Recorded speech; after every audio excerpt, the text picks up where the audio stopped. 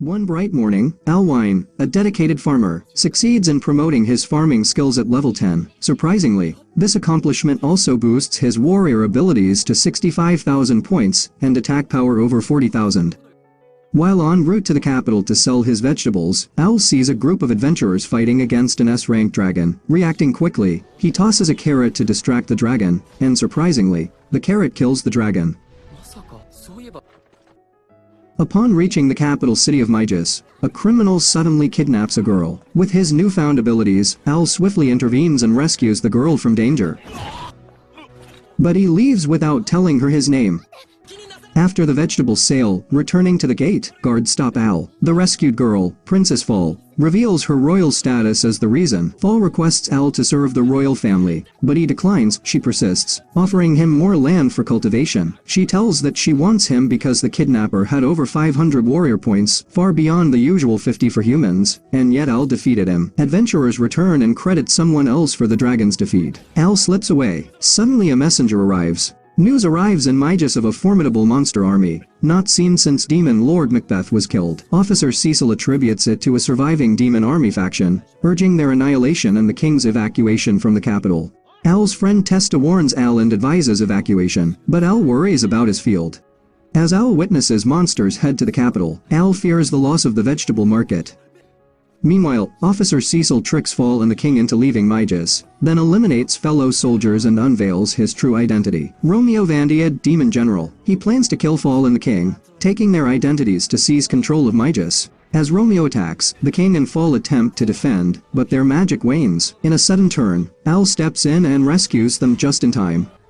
Al effortlessly intercepts Romeo's strikes, sending him reeling. Romeo transforms into his demon form, but Al swiftly defeats him with a single powerful punch, making other monsters run away. As a reward, Fall gifts Al a vast field for adventurer registration. Al agrees, visits the field, finds it barren, and feels tricked. Later, Fall accompanies Al to the guild for registration, where the guildmaster is already aware of him. He then meets guild secretary Helen, who offers him food before his registration. Helen praises Al, remarking that he must be skilled to become an adventurer despite being a farmer. Accepting his quest as a G-rank adventurer, Al agrees to gather medical herbs from the forest. In preparation, Helen provides him with her old robe as beginner's equipment.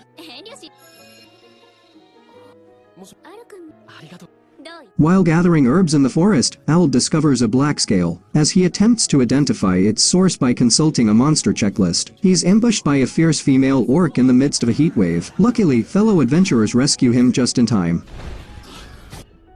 The same party which was fighting the dragon Al defeated, suddenly, an immensely rare black dragon emerges, emitting an overwhelmingly terrifying aura, its presence chilling even Al. Although terrifying, the dragon ignores them. Al checks the dragon's status and is left utterly astonished.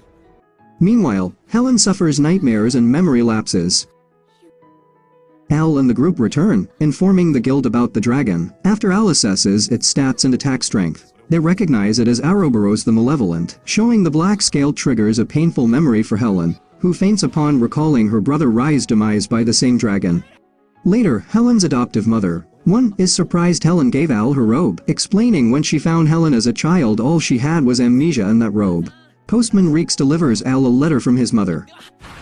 Al's failed attempt to access old reports is resolved by Fall's intervention. They uncover Ouroboros' destroyed Hanal village, perhaps Helen's birthplace, and Mirage the Benevolent supposedly defeated Ouroboros. Al and Fall explore Hanal village. While searching, Al follows a voice to a grave, where he encounters Rai's ghost. Fall can't see him, but Rai explains he's waited 15 years for someone who could see him. Rai recognizes Al's robe, revealing he's Helen's brother. When Al covers Fall with the robe's magic lets Fall see Rai too. Rai asks Al to save Helen. In a flashback, when Rai and Helen were children in a peaceful Hanal village, suddenly, Ouroboros appeared and devastated Hanal. It's revealed that Ouroboros initially frightened victims to feed on their souls filled with despair. Rai and Helen tried to flee the village, but failed. Rai sacrificed himself to protect Helen, and was killed by Ouroboros. Then Ouroboros spared Helen's life with the intention of returning to claim it later. Rai, resolute in protecting her, gains permission from Ouroboros to watch over Helen as a ghost. Now, Rai cautions Al that Ouroboros will target Helen in Maijas City. Rai explains Ouroboros left survivors to spread fear of its return. Al doubts strength. Rai tells opposite emotions weaken Ouroboros, feeding on despair. Al carries Fall and rushes back to Maijas to prepare for Ouroboros' return. Meanwhile, Helen, consumed by memories of Rai's death, ventures alone into the forest. Driven by her emotions, she confronts Ouroboros, willing to sacrifice herself for Maijas' safety. Thankfully, Al arrives in time to stop Helen from taking drastic action. Ouroboros intervenes, tossing Al aside, but Al retaliates with a powerful punch that genuinely hurts Ouroboros. Al conveys Rai's message to Helen, assuring her of her innocence in his death, and urging self-forgiveness. Helen's newfound hope becomes a lethal poison to Ouroboros, causing its stats to fall so far Al's next punch knocks him unconscious. However, Al is shocked when Helen abruptly stabs him in the chest. Perplexed by Helen's abrupt shift, Al struggles to comprehend. Just as Helen is about to strike him, Mirage suddenly appears, rescuing Al. Mirage reveals Helen is possessed by Ouroboros, and so grants Al his purification magic to heal his injury. Despite being weakened, Mirage instructs Al on saving Helen. Ouroboros believes Al won't harm Helen, but he surprises everyone by striking her with a potent blow. This reveals that Helen had communicated with Al using her eyes. Just as everything seems settled, Ouroboros tries to possess Al, aiming to bring about world destruction. However, Ouroboros is astonished to find Al's mind is consumed solely by a genuine longing for farming. Devoid of negative thoughts to manipulate, Ouroboros is forcefully expelled and purified by Mirage. Al regains consciousness in Maijas' guild, finding Helen and Fall beside him. They inform him that Mirage has vanished. Helen discloses her newfound ability to transform any body part into dragon limbs, planning to safeguard others, and honor Rai's memory while living happily. Days later, Reeks delivers Al a letter from his father, asking him to visit them in Lurgus. Al encounters a tomato shop and is amazed by the flavor. The shopkeeper credits Lurgus' fertilizer. Al hurries to the guild and requests a holiday from Helen to purchase fertilizer and visit his parents and laughs. Helen accepts, taking over his active quests. Now an F-rank adventurer with dragon limbs, Fall offers to join him in meeting his parents, but Al, fearing confusion, he leaves alone. While on his journey, Al narrowly avoids assault by a lust-driven male orc. Just in the nick of time, a blue-haired young woman intervenes, killing the orc.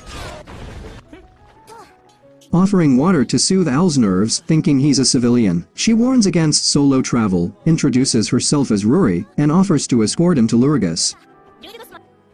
On their way, Reek somehow finds them with another letter from Al's mother. Al reveals the stack of letters from his mother, saddening Ruri, who reveals her family's indifference towards her.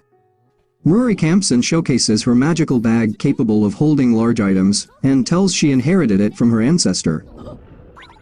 Later, Al inquires, and Ruri reveals she's training due to accidents and demon sightings in Lurgus. She aspires to honor her heroic ancestor who defeated Demon Lord Macbeth. The following day, they reach Lurgus, facing the inevitable parting. Ruri is disheartened by the separation, prompting Al to suggest they reunite in a week for her to escort him home once more. Al visits his parents, receiving a bone-crushing welcome from his overly attentive mother Lucica, and his robust farmer father Gills. Mistaking him for someone else, Gills faces consequences for his blunder. Al merely mentions Ruri and Lucica goes wild, claiming Al is too young for girls, marriage, and babies, comically punishing both Al and Gills. Gills discusses fertilizer with Al, and doubts Ruri's claims about accidents and demons in Lurgus. The next day, after buying fertilizer, Al sees a crowd. A sinister man claims he was attacked by a demon but rescued by Ruri, who's now battling in the forest. Al hurries to find Ruri. Al locates Ruri, the informant returns, and confesses to illusion manipulation and fake demon rumors, targeting Ruri's heroic lineage. The man identifies as Loki, a demon who took an interest in Al after he defeated Romeo and Ouroboros. Al and Ruri launch an assault on Loki, yet he effortlessly counters their attacks, defending himself with ease. Al questions Loki, who unveils his scheme, eradicating potential obstacles to the next demon king Ruri, Al, and Helen. Loki unleashes his leech monster to attack, sending creatures to devour Al. Focused on Ruri, He's about to strike when his leech monsters suddenly perish. Al discloses that he fed them fertilizer, which also acts as a pesticide and attacks Loki. Ruri overcomes her sense of worthlessness stemming from her family's treatment. Summoning her courage, she rises and stabs Loki, defying him. Ruri's newfound self-belief triggers the hero's power, resulting in Loki's demise. Al passes out from exhaustion, and Ruri realizes she has fallen in love with him. Hours later, Al regains consciousness, and they decide to head back. However, a fresh danger arises as he's late, and Nazeka searches for him. Concerned for Ruri's safety if they're discovered, Al swiftly transports her back to Lurgus, narrowly averting potential trouble. The next day, Al plans to return to his farm. Nazeka worries that Al still insists on farming, hinting his choice relates to a past loss. After the fertilizer purchase, Ruri escorts Al. They worry about demon threats. They pledge to safeguard each other, though the promise embarrasses Ruri. In Magus, Fall engages in a difficult conversation with her father. Al introduces Ruri to Helen, both vowing not to give up on him. Later, Al catches a child stealing his veggies. Helen and Ruri join. Since it's a child, Al gives him a vegetable. Helen informs Al that during his absence, increased monster attacks halt trade, causing hunger. Just then, another monster attack occurs. Al, Ruri and Helen, along with fellow adventurers, swiftly rush to defend the capital. However, they soon realize they are vastly outnumbered. The monsters are driven away by Prince Nautilus of Antisburg Kingdom, wielding the sacred sword Levitain. Later that night, Fall pays Al a visit to bid farewell. She reveals her intention to leave Magus permanently and not return, leaving Al in a state of concern. Days later, with the monsters defeated, trade resumes as usual. Al remains anxious about Fall. Reeks delivers another letter from Al's mother, and also newspaper reveals Fall left to marry Nautilus. Al meets up with Ruri and Helen, and shows them his mom's letter. In the letter, it's revealed that Levitain is fake, and Al's mother is the former leader of the Shadow Puppets, an unknown fact to Al. Letter uncovers Gazel's control over monsters. Nautilus holds Gazel's lover captive. Al realizes Nautilus's scheme, and plans to save Fall with Reek's help. Meanwhile, Nautilus manipulates neighboring kingdoms for resources in return for protection from monsters. On the other hand, Al acquires disguises to infiltrate Antisburg. Rax, disclosed as a peaceful demon and a shadow puppet member, sets forth to gather actual monsters to unveil Nautilus as a fraud. In Antisburg, Nautilus is angry to overhear Fall's cry at never seeing Al again. The wedding day dawns, and Nautilus is filled with happiness. Al, Helen, and Ruri infiltrate Antisburg posing as farmers to free Gazel's lover, and secure Gazel's freedom. Unfortunately, Al exposes them immediately in a desperate move. Helen tosses Al into the tower where Gazel's lover is held captive. She then joins Ruri to fight the soldiers, while Al locates Gazel's lover and, using vegetables as his weapon, defeats the soldiers. He successfully rescues her and reunites with Ruri and Helen. Helen and Ruri ask Al to guide Gazel's lover to the wedding church, while they divert the soldiers' attention. Inside the church, as Fall and Nautilus's marriage ceremony nears completion, Al intervenes just in time, dramatically disrupting the wedding. Fall is overjoyed to see Al again. However, Nautilus orders Al's capture after he accuses him of fraud with the fake sacred sword. Nautilus, confident in his scheme, challenges Al to provide proof. Just in time, Reeks invade with his own monster army, covering the whole capital. With his lover safe, Gazel refuses to control the monsters any longer. Nautilus, unable to fend them off with the counterfeit Levitain, is exposed. Gazel reveals he was the true mastermind, controlling the monsters using his flute, not Nautilus. Furious, Nautilus reveals he sent more monsters to Magus, but Helen and Ruri had prepared an able army of adventurers that defeats them. Exposed, Nautilus's soldiers rebel. He tries to kill Fall's father, but fails and is arrested by his own soldiers after Al's intervention. Fall declares she is in love with the shocked Al. The king happily accepts an unwilling Al as his future son-in-law, infuriating Ruri. In his role as a shadow puppet, Reeks shows the king evidence Nadilu's plans were secretly masterminded by someone else. Days later, Nautilus was incarcerated, and Magus peaceful. Yet, Fall and Ruri's rivalry for Al heats up. At Elsfield's, Ruri and Fall question Al's feelings, but he ignores them and surprises them, revealing another woman has his heart. Al offers his harvest at Ilvia's shrine.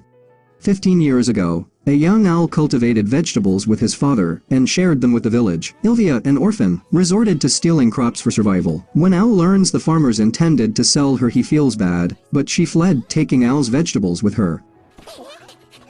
Al pursues her into the mountains and discovers Ilvia eating raw vegetables. He offers her his homemade cooked meal, claiming cooked food tastes good. Despite her initial fear, he leaves the food for her, making it a routine to deliver meals daily. Over time, Ilvia begins to open up to Al, but one day, the farmers catch Ilvia and plan to sell her. Al requests them to let her go and be willing to pay with vegetables he will grow, but they ignore him. Al's father arrives, pays for Ilvia's actions, and adopts her. 2 years have elapsed since Ilvia began living with Al and aiding him in farming. Lucica and Gil's house hunt in the city, leaving Al and Ilvia in charge of the farm. Al's best friend Testa invites Al to hunt for a hidden treasure in the forest. Ilvia wants to join, but Al worries it's unsafe for her. While searching, Testa reveals farmers mistreat Ilvia, prompting Al to understand his parents' house search. Al and Testa stumble into a cave, discovering an abandoned city within. While exploring, Al inadvertently triggers a trap, encountering something terrifying existence. The trap initiates a volcanic eruption. Al awakens in a tent and learns volcano eruption after his collapse, shrouding everything in ash and destroying all crops. They also discover the bridge has collapsed, cutting off contact with the city. Supplies blocked, people rationing food. Ilvia contemplates stealing again but refrains, recalling Al's earnest pleas. The next day, Ilvia secretly gives Al her rations, claiming upcoming supplies from the capital. She continues this act, but eventually, she passes away. Testa informs Al about Ilvia, attributing her death to malnutrition. Al realizes that the promised supplies from the capital never arrived, blaming himself for Ilvia's sacrifice to sustain him. In the present, Al regrets Ilvia can't enjoy the harvest.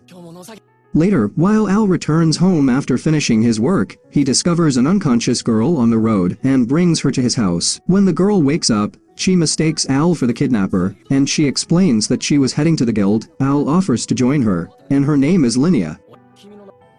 Linnea asks for an adventurer to investigate an issue in her town, Gal. Helen's unsure due to vagueness. Linnea turns to Al, who volunteers, aiming to investigate the aspara vegetable grown in Gal.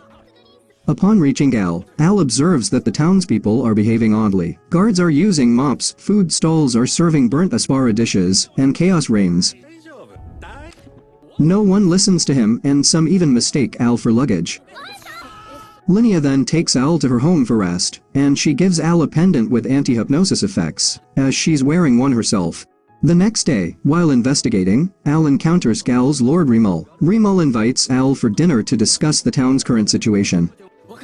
Al and Linnea reach the Lord's mansion and attend the dinner. However, Lord Remul surrounds Al with soldiers and launches an attack. Al effortlessly defeats them, and when he pursues Remul, Linnea shields him. Remul is possessed by the demon Vritra, using a magic crystal to hypnotize humans. Wanting Al's strength, Vritra had Linnea lure Al to implant the crystal in his body, aiming to hypnotize the world. Linnea's parents are held hostage. Al agrees to Vritra, but just as the crystal implant is about to happen, Al shatters a glowing crystal. Helen and Rory then destroy the statue that Vritra was using to control humans, breaking the hypnosis. Al reveals they were his emergency backup kept secret from Linnea. Al aids Remul in expelling Vritra by stuffing his mouth with aspara, a vegetable he's obsessed with. With this distraction, Al successfully defeats Vritra. After the dust settles, Linnea gives Al the necklace as a keepsake and kisses him. She declares that when she's of age, she'll marry him even if he's already married. Helen and Rory playfully scold Al for the kiss. Later at Al's field, Fall, Rory, and Helen help Al in farming at his field. When Fall sees the pendants Rory and Helen are wearing, she gets upset, learning they received them from Al, and that he's friends with another woman, Linnea. Meanwhile, Al is furious to discover that his fields are infested with bush killers, a troublesome viny weed. In town, the king visits Al's vegetable shop with the intention of convincing him to marry Fall. He offers tempting incentives like farming equipment and additional land to cultivate. Rory tries to intervene, leading to a heated argument between the girls that ends with Al getting knocked unconscious. While he's asleep, Al has a fleeting vision of a winged woman. Al wakes up and proceeds to sell all his vegetables. Following that, Al buys herbicide to combat the bush killers and encounters Reeks, who has finished his deliveries. Reeks and Al witness slave traders attempting to capture a young girl. Al intervenes, successfully thwarting the slavers' efforts and rescuing the girl, only to discover that she is actually a demon. Reeks identifies the girl as Yuria, the daughter and heir of the Demon King. She reveals her caretaker Volp had suddenly told her she was in danger and teleported her away from her father's castle. Yuria wants to return home across the ocean. Al agrees to help and asks Reeks to handle the bush killers in his fields. As ships are expensive and they don't have enough time, Al instead runs Yuria across the ocean surface. Arriving in the demon territories, they are immediately found by a hypnotized Volp who attacks Yuria. Volp is abruptly knocked out by Lucica, who followed Al after learning about Yuria from Reeks. Inside the castle, they discover Yuria's father, the Demon King, injured and unconscious. Lucica suddenly tries to kill Yuria, but Al saves her. Then as Al has his own doubts, Lucica reveals that she is actually a disguised Ilvia, still alive and now an adult. Al is left stunned as Ilvia, who he thought was dead, reveals that she was resurrected by the evil god, and granted incredible power, which she demonstrates by destroying the castle. Ilvia reveals that Al's lover of nature skill and his strength were granted by the evil god, and Al has already encountered the deity. She asks him to join the evil god and tries to hypnosis him, but Yuria intervenes. Ilvia then attacks Yuria, and demands Al swear loyalty to her, or she will kill his family and friends.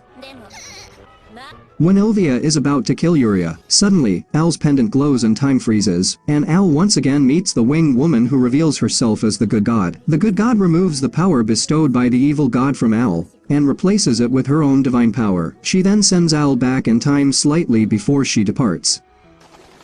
With his newly acquired divine power, Al successfully manages to rescue Yuria, and Ilvia teleports away, promising to see Al again soon. Later in Magus, Fall leaves the palace while her sinister maid, Albi, acts as her body double.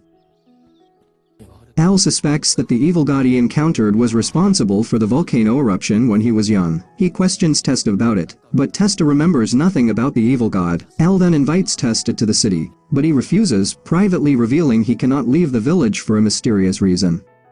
During his quest, Al once again encounters a lust-crazed female orc, and decides to defend himself but almost loses. Other adventurers intervene and save him again. Helen checks Al's status and notices a power decrease due to the loss of the evil god's skill. Reeks brings a letter from Lucica, who's busy with an important investigation. Fall arrives and argues with Rory and Helen about spending time with Al. In the end, Al continues his life as a farmer and adventurer, eager to learn more about the evil god. Ilvia eagerly awaits their next meeting. Thank you for watching. Don't forget to like, comment, and subscribe for more videos like this. If you have any suggestions or questions, feel free to leave a comment below. Until next time, take care.